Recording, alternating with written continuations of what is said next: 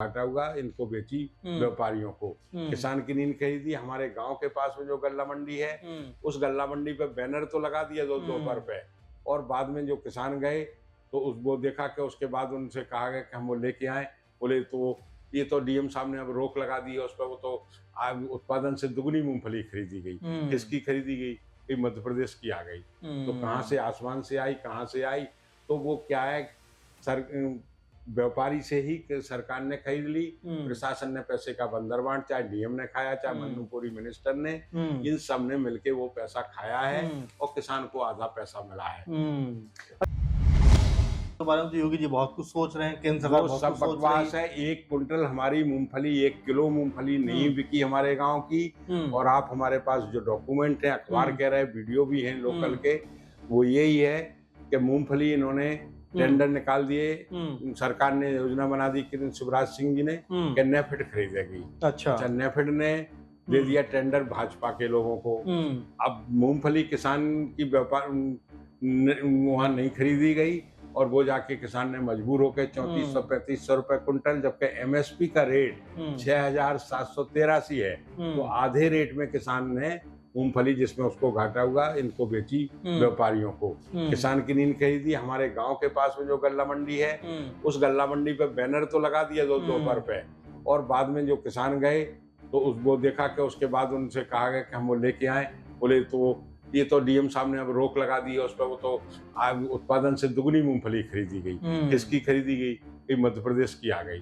तो कहाँ से आसमान से आई, कहाँ से आई? तो वो क्या है, व्यापारी से ही सरकार ने खरीद ली। प्रशासन ने पैसे का बंदर बांट, चाहे डीएम ने खाया, चाहे मन्नूपुरी मिनिस्टर ने, इन सब ने मिलके वो पैसा खाया है और किसान को आधा पैसा मिला है। अच्छा, मन्नू कोरी के बारे में आप बात कर रहे हैं, श्रम राज्य मंत्री हैं, बीच में पूरी मुहिम भी आपने चलाई जिसमें जेल भेजो, क्या रहा पूरा मामला, क्या है ये? इसने मन्नू कोरी ने जाके लोगों की जमीनों पर जबरन कब्जा किए। इसके पास 1-1.5 एकड़ जमीन बताता, कोई 3000 कहता।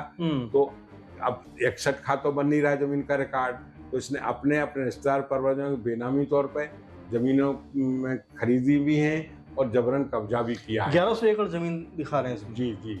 तो ये योगी जी के बहुत करीबी नेताओं में से आते हैं, इसलिए ऐसा हो रहा है। इसी वजह से है, कोई उसके खिलाफ सुनवाई नहीं। मैं बार बार ये कहूंगा कि विपक्षी है, उसके यहाँ तो बुलडोजर तुरंत चलता है, कार्रवाई होती है, जेल भेज दो। इसके खिलाफ तो कुछ नहीं।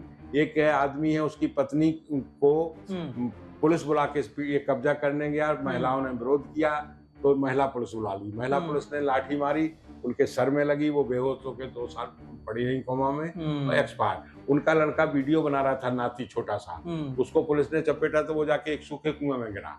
और इसने मशीनों से सारे पेड़ काट के ले गए, उनकी जमीन पर कब्जा आज भी है। और 27 फैक्स उस आदमी ने तुरंत उस वक्त किए। और इसके बाद शिकायतें कि जहार सिंह है, एक महरौनी खुर्द से 7-8 किलोमीटर पे, और एक और राठौर हैं, मुकेश राठौर, उनके भाई ने जमीन बेची अपनी आधी, 4 एकड़ 32 डिसमिल 216, लेकिन वो जमीन कब्जा पूरे पे किया। अच्छा, जिसने देखिए तारीफ की बात, लखीमपुर खीरी में तो एडिशनल कमिश्नर वगैरह सस्पेंड किए गए, केवल इसलिए कि हदबंदी नहीं कराई। इसकी रजिस्ट्री होती है 1 सप्ताह के अंदर, म्यूटेशन दाखिल खारिज हो जाता है, कब्जा दे दिया जाए, कब्जा दखल हो जाता है, सब कुछ 7 दिन के अंदर इसको निर्णय मिल जाता। और कई लोग बरसों घूमते रहते, हमारी हदबंदी कर दी जाए, हमारा ये कर दिया जाए, तो कुछ नहीं। तो इनके लूट का जो जितना माहौल है, इसके लड़के 3 गुंडे हैं, लोगों को मारा पीटा है। एक हरजन है रोड़ा गांव का हजारी, उसके पति पत्नी को मारा, वो उनके हमारे पास सॉफ्ट कॉपी है, हॉस्पिटल में रहे 2 महीने, और उसकी जमीन 2 करोड़ की जमीन रजिस्ट्री करा ली, वो पैसा नहीं दिया। अच्छा, योगी जी तो कह रहे हैं कि बहुत खुशहाल है उत्तर प्रदेश में, सुशासन है, कोई दिक्कत परेशानी अपने मुंह से आप कुछ भी कहते रहे, उससे क्या है? सत्ता उनके हाथ में है, मीडिया उनके हाथ में है, प्रशंसा करने में क्या है? अपने मुंह से आपके माता पिता भी आपकी तारीफ कर सकते हैं। तो ऐसे ही उनका है कि वो उनके जो चहेते हैं वो तो करेंगे उनकी तारीफ। अच्छा, 2 बार से लगातार मुख्यमंत्री बन रहे हैं योगी जी। अब 27 में चुनाव होने वाला, चूंकि आप राजनीतिक आदमी नहीं है लेकिन समाज को देख रहे हैं। नहीं, हम राजनीतिक भी हैं, उस हिसाब से पहले कभी थे, अब इस उम्र में हम कुछ नहीं कर रहे जी।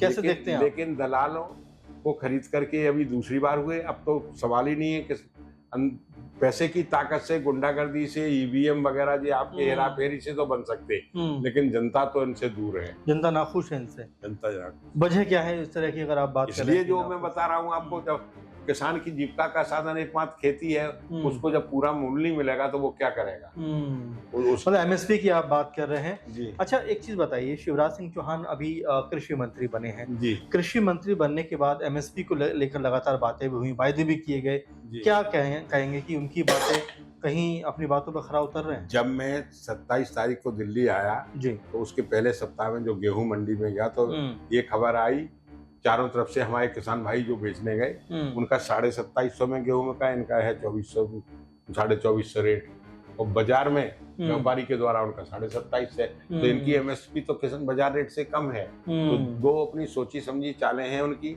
और मंडी में आदमी को 3-3 दिन रुकना पड़ता है सरकारी उस पर बेचने। और सम्मान निधि जो मिल रही है किसानों को, उससे शराब पी जा रही, गांव-गांव में शराब की दुकानें खुली, उसके लिए महिलाओं पे लाठियां चली।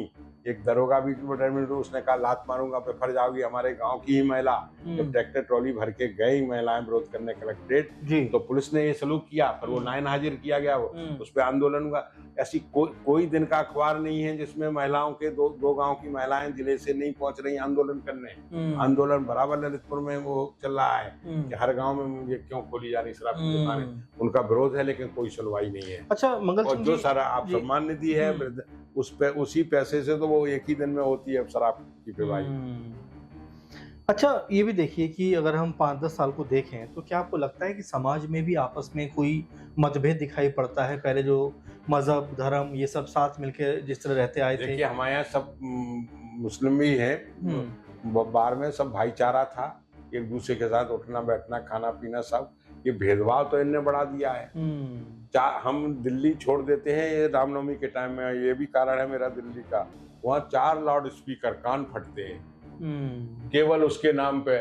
आए दिन 365 दिन में अब ये चल पड़ा है अखंड रामायण, फिर आ जाएगा वही सुंदरकांड, और ये सब इनके नाम पे लाउड स्पीकर बजते रहते हैं, और लोगों को जिनको काम नहीं निठल्ले वो उसमें लगे रहते, काम का कहीं कुछ नहीं है। धर्म की राजनीति है।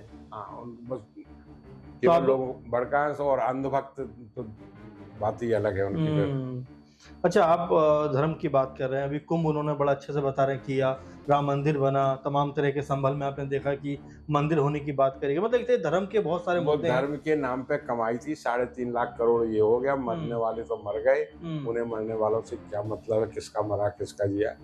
उन 3.5 लाख करोड़ की कमाई अपनी बता रहे हैं। तो मैं यही सोचता हूँ कि सरकार व्यापारी बनने का प्रयास कर नहीं गई, ऐसी कोई चीज नहीं है जिसमें इनका वो पैसे से वो नहीं हो। मैं अभी भूल रहा हूँ, ऐसी हर बात पे इनको पैसा चाहिए, हर चीज पे कहीं ना कहीं पैसे का। और हमारे बुंदेलखंड तो ऐसा ही, यहाँ पे हम देखते हैं कि बस के आगे बस जा रही है रोडवेज की, लेकिन हमारे यहाँ रोडवेज नाम की बसें नहीं है, सारी प्राइवेट। अच्छा, रोडवेज खत्म ही हो गई है? हाँ खत्म है, हमारे यहाँ नहीं। हमारे यहाँ ने केशव मौर्य जो है, योगी जी ही कह लो, काफी हमने लिखा, शहर चौड़ीकरण की स्कीम थी, उच्चीकरण कर दिया तो ये आपका गेट है आधा डूब रहा है, और लोगों की किचन में पानी भर रहा है। तो ये किस लिए? केवल only to siphon the public money, लोगों को ठेकेदारों को पैसा मिल जाए, इनको कमीशन मिल जाए। तो अगर 50 करोड़ का कहीं स्कीम है तो इनको 10